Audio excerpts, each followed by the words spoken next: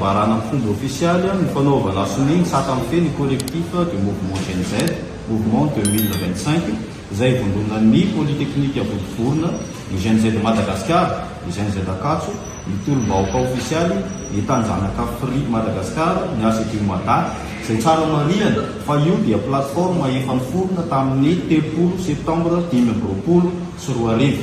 Amin'ny alalan'ity collectif ity dia miantso ny heverina rehetra eto amin'ny firenena izahay, na ray aman-dreny, ny tanora, ny fiarahamonim-pirenena, ny mpandrarà ary olo-pirenena maro mpiarandroso amin'ny fihetsika fanavaozana sy fanovana ity ao anatin'ny famendrehana sy ny fifanajana, ny fifampiresana ary ny firaisan-kina tanteraka.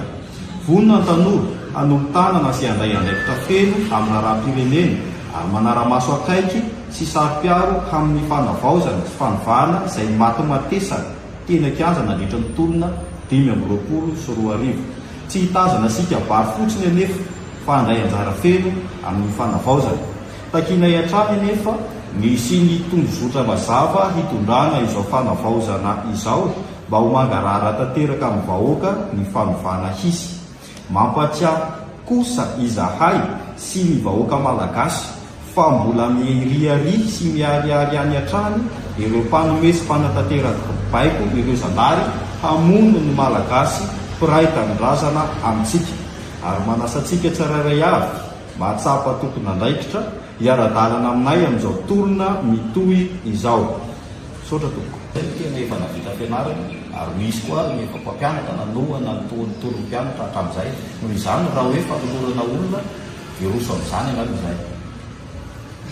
Eo amin'ilay hoe tsy mifanaraka amin'ny tolona izay nataonareo ny zava-misy ankehitriny dia inona izany nataonareo manoloana izay?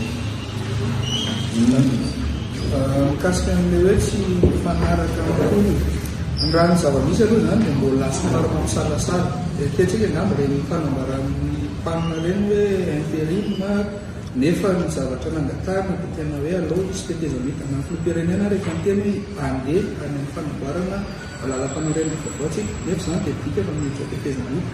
Ka raha iditra tetezamita dia tokony mipetraka dia rafitra efa miresahana hatramin'izay hoe misy ny androm-panjakana tokony hatsahaka aloha satria mila vaozana, dia misy koa ny androm-panjakana tena hoe mila fanaraha-maso satria misy olona ao anatiny izay tsy mitondra dia tena fanavaozana.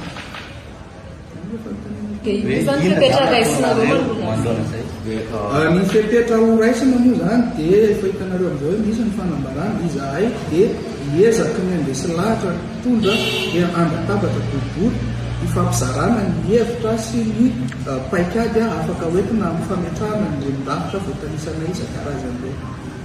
Efa misy be zany amin'izao sa hoe vao hiezaky nareo?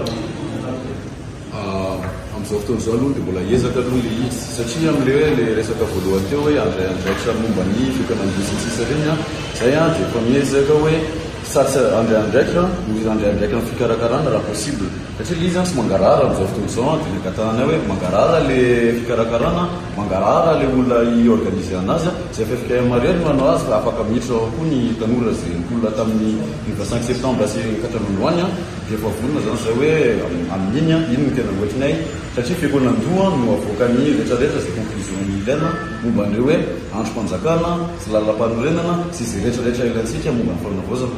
Satria fanavaozana moa tsy androany satria tsika de la transition la tetezamity ity dia rehefa vita tetezamity izay vao tena hoe manomboka ny fanavaozana fa alohan'izany mbola tsy maintsy miresaka daholo aloha ny olona amin'ny mombamomba ny rehetrarehetra amin'ireny fiakanandoa ary vonona moa izay amin'ny collectif sy izay tanora rehetrarehetra ao indraindraitra sy andraindraitra ny fikarakarana amin'izay mba hoe mangarahara mazava ary marina izay mivoaka avy anao. Eliotra Andriamandrato.